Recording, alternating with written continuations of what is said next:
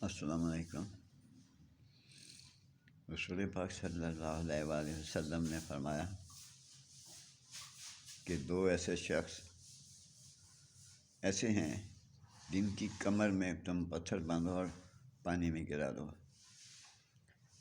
میں کافی دیر سوچتا رہا کہ پتھر کیوں؟ ویسے آپ صلی اللہ علیہ وسلم نے گرانے کا فرما دیتے تو اس سے مجھے یہ ثابت ہوا کہ لاش تو پھر اوپر آ جاتی ہے۔ پتھر باز میں سے یہ ہے کہ اس کی لاش کیڑے مکوڑے مچھلیاں یہ کھا جائیں۔ کون سے ہیں وہ مرد؟ یہ وہ مرد ہیں کہ ڈالر رکھنے کے باوجود غریب لوگوں میں تقسیم نہیں کرتے۔ دیکھیے ذرا۔ اور دوسرا وہ شخص ہے جو بہت مفلس ہو لیکن یا نماز نہ پڑھتا ہو۔ کتنے امپورٹنٹ یہ پوائنٹس ہیں۔ اور پھر ہم اپنی ماں، بہن، بیوی، بیٹی ہیں کا حق کھا جاتے ہیں۔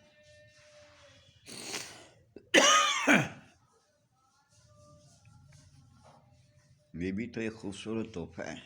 معذرت چاہتا ہوں، کھانسی ہے۔ بیوی سے غداری کیوں؟ بیوی کا حق دوسری بدچلن کو کیوں؟ جس کو بیاہ کھلائی اس کا خیال کرو۔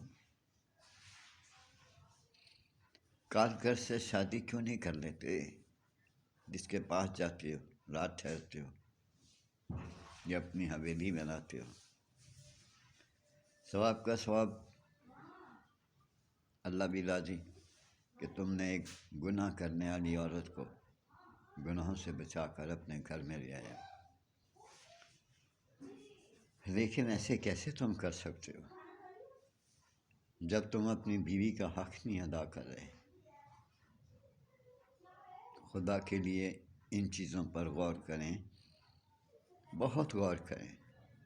بیوی خوبصورت تحفہ ہے، یہ کوئی بہتا ہوا پانی نہیں ہے۔ بھائی یہ بہتا ہوا پانی نہیں ہے۔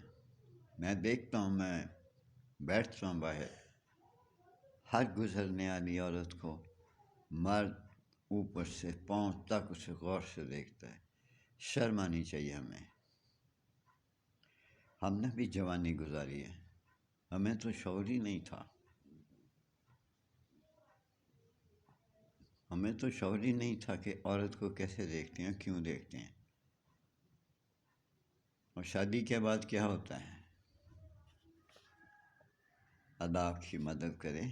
میری باتیں کڑوی ضرور ہیں، لیکن بھائی بیٹا آپ اس پہ عمل کریں تو بہت اچھے رہ جائیں گے۔ ہو سکتا ہے ہم سبھی کو غلطیاں ہوئی ہوں، لیکن آپ توبہ کر لیں اور ان چیزوں کو چھوڑ دیں۔ یہ چیزیں آپ کے لیے صحیح نہیں۔ غیر عورت کو آپ بڑی بڑی گاڑیاں دیتے ہو، نوٹ دیتے ہو، ہوٹلنگ کراتے ہو، ہوٹل میں رکھتے ہو، کیا ہے؟ کیوں برباد کرتے ہو اپنی زندگی؟ کیوں اللہ کے ہاں اپنے آپ کو برا کرتے ہو؟ بس یار یہی کہنا تھا، اگر میرا کہنا مان جاؤ گے تو بہت خوش رہو گے۔